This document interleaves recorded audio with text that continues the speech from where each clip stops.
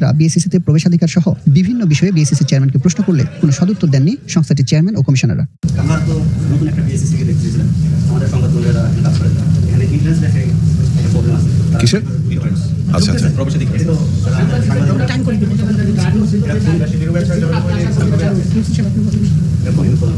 তো আসলে যে কোনো একটা প্রতিষ্ঠানের কিছু সিস্টেমেটিক ওয়েতে চলতে হয়।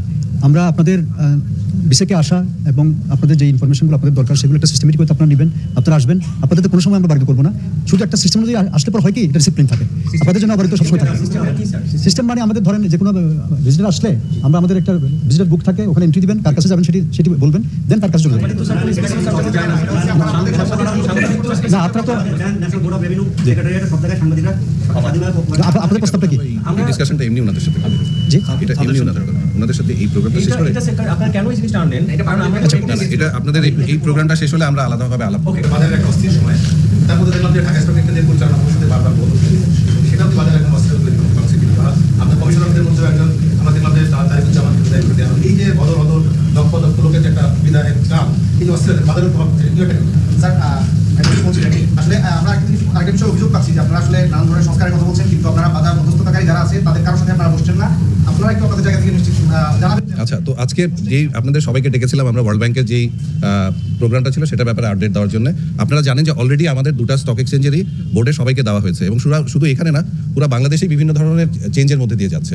তো সেটা যে একবারে সমস্ত কিছু হচ্ছে সেটা তো হচ্ছে না। তো অলরেডি সেই বোর্ডটা চলে এসেছে, ওনারা খুব তাড়াতাড়ি কাজ শুরু করে দেবেন। এক তারিখে আপনারা নিয়োগ দিয়েছেন, এক তারিখে নিয়োগ দিয়েছেন, এখন পর্যন্ত যে স্টক এক্সচেঞ্জের যে ডিপেন্ডেন্ট ডিরেক্টররা তারা তাদের স্টক এক্সচেঞ্জে এখনো পর্যন্ত যাননি, জয়েন করেননি।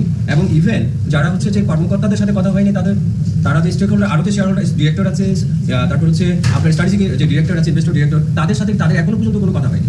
এবং কালকে যে আপনারা আগামীকালকে একটা আপনারা দাওয়াত দিয়েছেন, সেই দাওয়াতটা দেওয়া হচ্ছে যে এমডির মাধ্যমে। আপনাদের জিনিস সংকটটা ওনারা যে অভিযোগ করে যে কথাটা আসে যে স্টেক হোল্ডার মেইন স্টেক হোল্ডারদের সাথেই আপনাদের কোনো যোগাযোগই নেই, যোগাযোগ করছেন না বা আপনাদেরকে ফ্লোর দিতে চাচ্ছেন না। আপনারা তাহলে কিভাবে মার্কেট আপনারা কোন গভর্নেন্সের মানে ওনাদেরকে বাদ দিয়ে আপনারা গভর্নেন্স করতে চাচ্ছেন নাকি আপনাদের আসলে এই প্রোগ্রামে আমরা সেটাতে আলাপ করার জন্য ডাকিনি।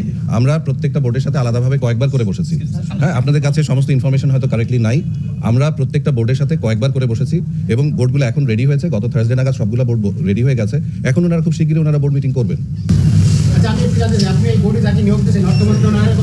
আমরা আজকে যেই কাজের জন্য আপনাদেরকে ডেকেছি, ঠিক আছে, এখন আজকের মতন শেষ। আমাদের একজন মুখপাত্র আছে, ওনার মাধ্যমে রেসপন্স করা হবে। আচ্ছা, আপনার লাস্ট প্রশ্নটা বলেন। না, সিদ্ধান্ত আপনি আপনার প্রশ্নটা বলেন। না, আপনাদের এটা প্রোগ্রাম শেষ হলে উই ক্যান ডিসকাস। না, আপনারা এটা শেষ করেন, দেন উই উইল ডিসকাস। পরে সাংবাদিকদের প্রশ্নের মুখে কমিশনারদের নিয়ে স্থান ত্যাগ করেন বিএসসিসির চেয়ারম্যান।